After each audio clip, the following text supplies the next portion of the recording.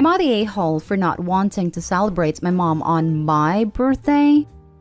I have 3 siblings between the ages of 10 and 18. I'm the oldest, 4th at 25. Every year on every single one of our birthdays, we're expected to celebrate my mom as well. We've done it since we were little. It was taught to me as giving thanks for caring plus giving birth to us, which I'm all for. I'm grateful as we wouldn't be here without her. The issue is, though, it becomes less of our birthday and more so an anniversary for the day our mom gave birth. Every year on our birthday, our mom gets gifts too. As we got older, we're now expected to get her monetary gifts, and not cards or homemade stuff. Just recently was my birthday and I was gifted some much needed clothes and dishware for my new apartment. My dad, however, got my mom a new MacBook.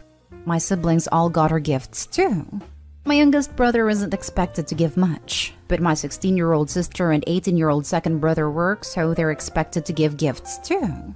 My sister pulled me aside before my birthday and said she was sorry she couldn't get me much. She got me a sweater, I love it, and that she wanted to get me more, but our mom was pressuring her to get a certain necklace for our mom. Apparently, my mom had been dropping hints for months, and my sister was worried our mom would be upset and feel underappreciated if she didn't get it.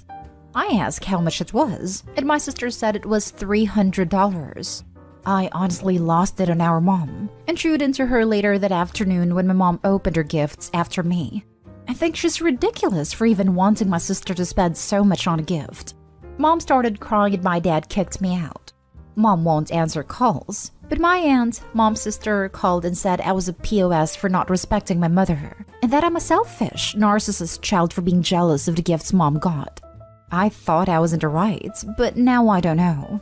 It's been over 2 weeks and mom won't answer my calls. She's been posting on Facebook inspiration quotes about letting go of toxicity in your life, how blood doesn't equal family, and how hard it is to be a mother. Several family members, and grandma, uncle, and 2 of my cousins are replying to the posts and are very obviously directing vague comments at me about being a horrible daughter. I don't know what to think now because of how many people are on her side. Now for the top comments before the little update. Not stay home. It was her choice to carry 4 children and give birth to them. Your mother sounds self-centered and selfish. As far as toxicity in one's life and how blood doesn't equal family, I think you should apply that to your mother, not you. For once, Opie's mother is perfectly correct. Remove toxicity from your life, dear Opie. Blood doesn't equal family. Opie's mom is dripping with entitlement. 5 birthdays a year? $300 gifts? What's wrong with her? Out of curiosity, is this practice carried up the ladder to the next generation? Does grandma get presents on mom's birthday? This is a weird tradition that I have never heard of. Though it is important to note that while my mom does give gifts to my grandma on Mother's Day, she doesn't have to keep the same birthday traditions as us. On my mom's birthday, she doesn't give her mom anything, like we're expected to. Because 1, my parents couldn't afford it after having so many kids and having money tied up in that. And 2, because my grandma views us grandkids as a lifelong gift instead. I'm assuming my mom would also no longer expect a gift on my birthday if I had kids, but joke's on her, that's never going to happen. Not stay home. However, your mom though. Holy crap bucket. How the hell can you feel entitled to a $300 gift from your kid at 18 and expecting 5 birthdays a year? Your mom and your enabling family are messed up. I would have cut them off ASAP. Maybe leave an olive branch for your siblings if they want to run at some point as well. I'm 18, and if someone asked for a $300 gift from me, there's no way I would be able to pay for it. Edit. Thank you for all your feedback. I think it's really eye-opening, and I'm going to try to find a therapist so I can unload all this mess. Next story. Am I the a-hole for keeping my son from my mother-in-law after she tried to force a paternity test? Some background. Me, 28 female, and my fiancé, 34 male, have a blended family. He has 2 daughters from his previous marriage, ages 9 and 7, and I have a son from a past relationship, age 6. Shortly after the birth of a second daughter, my fiancé had a vasectomy. He and I also have a 5-month-old baby boy. His conception came as a shock to us both, and my fiancé had a sperm count done. While he had some viable ones. We love our son, and I couldn't imagine life without him. But my fiancé's mom has made life hell. When she found out I was pregnant, she tried to convince him I cheated and said he shouldn't live with me until after the birth, and he should get a paternity test. She did her own research and said it was too unlikely that we'd conceive after a vasectomy, and a more obvious choice was that I was unfaithful. My fiancé shot this down, but mother-in-law said she refused to acknowledge our son until we get a test. I said, fine, he doesn't need you. She didn't come to our shower, the hospital for the birth, or even send a card. We haven't got the test done and don't plan to. Our son looks just like his dad when he was a baby. My mother-in-law caught wind that my parents have visited a baby recently. They live across the country and can't visit often because COVID, and is furious. She suddenly wants to be an involved grandma, and that I'm keeping her from her only grandson, and that most women would kill to have involved grandparents. I told her she needs to apologize and I need time to forgive, but she's given non-apology saying she was just trying to protect her son, and I'd do the same if I were in her shoes. No sorry, no baby. Fiancé is getting uncomfortable with our fighting and picking sides. He is with me that she's been unacceptable, but says she'll never really apologize and I need to compromise, or this will never end. I've heard from other people that I need to be the bigger person. I'm honestly tired of the arguments too, but I can't forgive her accusations so easily. Half of his family thinks I'm a catty cheater because of her. You absolutely do not need to be the bigger person here. I swear, that is a phrase created by people who don't want to take accountability for being abusive. Tell your fiancée that she has overstepped and that is not okay to pressure you into doing anything. If she's been like this once, something like this will happen again. She's literally defamed your entire character over an innocent situation with no regard to how it affected you. And your fiancé isn't taking this seriously enough either. Not stay home. And jellyfish enablers who enable and minimize other people's bad behavior. It's easier to make the victim apologize and be the bigger person than make a toxic person act decently. The husband needs to be a buffer between his mom and his partner. His mom has never apologized because people let her get away with bad behavior. Sometimes I hate enablers just as much as abusers, especially those who enable child abuse. Not stay home. Not stay home, but make sure you and fiancé really are on the same page about this, or we'll be seeing a follow-up later where he's letting mother-in-law around your baby without your knowledge. Not stay home. The mother-in-law refused to acknowledge her grandson, and is now making a surprised Pikachu face that you followed through and refused to acknowledge her as a grandmother. I mean, I can understand how she would be suspicious, but if your fiancé decided that it's his son, then it's his son, whether blood-related or not. And she should have had enough grace to, at least, respect her own son's decision. B, if she was that suspicious, she should have voiced her concerns to him in private, without making it a spectacle and making your life hell for the duration of your pregnancy. Instead, she decided to be nasty about it, and is now shocked that you hate her guts. What is her prize? Next story is titled, Am I the a-hole for turning down a family vacation because I would have to pay and my sister wouldn't? My 28 female parents are organizing a family holiday abroad and have approached me stating that they will be paying for my sister's 30 female holiday but not mine. This is because to them I can afford it and she cannot, and that is the only way we would all be able to go on vacation together. They couldn't pay for us both. That's their money, and they can do as they wish with it. And that I'm in a good spot financially right now, and my sister isn't. If I ever find myself in a bad spot, they will help me out. But to me, it's not that simple. I am more financially stable than my sister because I have chosen to live in a cheaper area, despite being further from my friends. Followed a career path where financial security is guaranteed, and always live well within my means. Whereas my sister has followed a career path which is, unfairly I admit, underpaid, insisted on living close to her friends despite the high rent, and likes to spend more money on her lifestyle. My parents think the crux of it is that I am lucky that my passion lines up with a well-paid job, and my sister is unlucky that her passion does not, so my sister deserves more help due to that bad luck. They also think that I'm lucky to have a partner that I could move away to a cheaper area with. And my sister, who doesn't currently have a serious partner, is unlucky in that respect. so it would be a greater deal to move away from her friends and therefore get unlucky. Again, they insist if the tables turn and our fortunes are reversed, they would help me out. Am I the a-hole for refusing this holiday and choosing one of my friends at the same time instead? If the money thing wasn't there, I would probably have chosen this family holiday.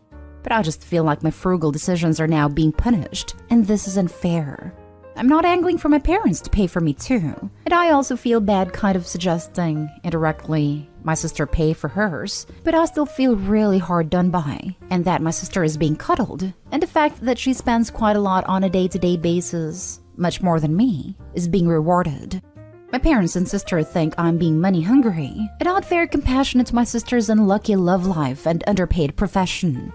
This is stopping us from going on vacation, all four of us, which is upsetting my parents. Am I the a-hole? Edit. People keep accusing me of judging my sister's spending. I'm not judging it at all. I think it's great she goes out and has a good time. We're just different. But at the end of the day, I'm still being asked to spend more than her on the same things. It makes my sacrifices not feel worth it. It's more a comment on the saving I do to be able to afford this holiday, rather than exactly what she/isn't doing in order to not afford it. Edit 2. My solution to this problem isn't to insist she pays and either bankrupts herself or doesn't go. I don't want that at all. We would never go without her if she couldn't afford it. So please stop telling me that's my ideal solution. I think we should find a cheaper holiday, or move the holiday back if she wants time to save or prioritize it over another holiday next year. I also would be fine if the money on each of us was proportional to salary, so that I wasn't made to feel like my frugality was for nothing, as that would be irrelevant. Now for the comments. Not they home. It's their money to spend how they like it on who they want, just like it's your money to spend how you want and who you want. You made your choices to live within your earning bracket, while your sister, from your words, chooses to live above her means, knowing the income isn't there. Let them go on a vacation together, while you go vacation with friends. This. Also, you can say you'll be more than happy to pay your way, on a holiday you want, where you want to go and do what you want to do. Remind your parents that, like them, you can spend your money how you please. Right here.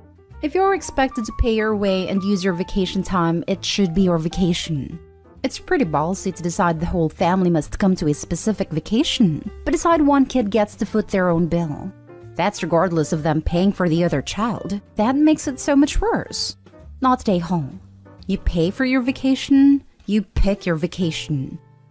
Not stay home, in my opinion. Why can't your parents pay half for you and half for your sister? Then you both pay the remainder and it's fair. Your job security/financial security has nothing to do with this. They're just using it as an excuse. To make it fair, I tell them to pay half for each. Or the three of them can go on holiday and you'll do something else. No a-holes here. Your parents can do what they want with their money, even if it feels unfair to you. They seem to have this well thought through, and to me, the reasoning seems sound. You, however, have every right to feel a bit hard done by, particularly as you feel your sister is partially responsible for her lack of funds. If you feel you'd enjoy a holiday with your friends more than a family holiday, there is nothing a-holish about choosing not to go with your family, as long as you are doing it for that reason, and not just out of spite and childishness. Now for the last story. Am I the a-hole for refusing to babysit for my sister? My female 19, sister 32 Mary, and her husband 28 John have twins, a boy and a girl, both 10 months old. My parents were ecstatic when they found out she was pregnant, as the twins were their first grandchildren, and my sister had been struggling with getting pregnant for a while. I was happy for my sister and John, but I couldn't help wondering how they were going to handle this financially. They're in quite a bit of a debt, and both work long hours. My question was answered a few weeks ago when we had a big family dinner. Me, parents, Mary, John, brother Mike, 21, brother Josh, 25, and his wife Sophie, 27.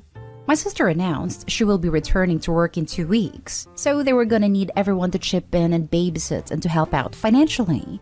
I'm not gonna lie, I was shocked when I heard this because it sounded a bit ridiculous that they expect everyone to babysit their kids for free and to give them money for their debts. Mary went around the table asking everyone when they could watch the twins, so she could draw up a roster and how much money they could spare. Everyone was contributing, and Sophie was even talking about trying to move her work shifts around so that she could babysit.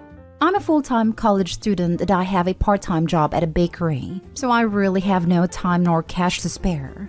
I'm also not great with kids. I literally have absolutely no idea how to take care of them.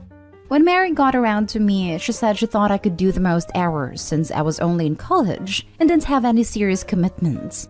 Her whole attitude kind of annoyed me, and I told her I wasn't going to babysit her kids or going to chip in money-wise, and that it was her decision to have kids, so it's her responsibility. The room went silent and my sister started crying, and everyone started giving out to me for being selfish. And my mom said that in our family we take care of each other. I left the dinner because everyone was so mad at me and demanding I apologize. I agree that maybe I was a little blunt with her, and maybe I should have offered to babysit once or twice, but I don't think I'm completely in the wrong. My family's still pissed at me and my parents are demanding I not only apologize to Mary and John, but write them a check to help them out. I have like $70 in my bank account, so that's not gonna happen.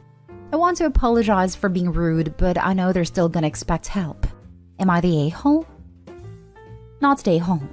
What they are asking for is ridiculous, and them expecting you to do more because you're in college is just absurd. If the parents of these children really are in debt like Opie said, then a baby should be the last thing on their mind. I think it is just unfair for a child to be brought up in an environment like that. If they can't look after the baby, then they shouldn't even be raising the baby. I think adoption should have been an option here. I'm a full-time college student and I have a part-time job at a bakery, so I really have no time nor cash to spare. Opie should have just said this. This is enough reason why she doesn't want to babysit. Using her college student status to leech is just incredibly entitled. Opie not stay home. They are being ridiculous. They're having kids they aren't financially ready for. They want others to help out financially at their, others' expense. They're pushing their responsibilities onto other people. They decided this unilaterally. They demand help from people who can't give it. They used your college student status as an excuse to leech, dismissing your commitments and decisions. They don't respect your no. You're right that it should be enough if Opie were dealing with reasonable people. But Opie's family aren't being reasonable. In fact, they cited Opie being a college student as a reason they could do more babysitting.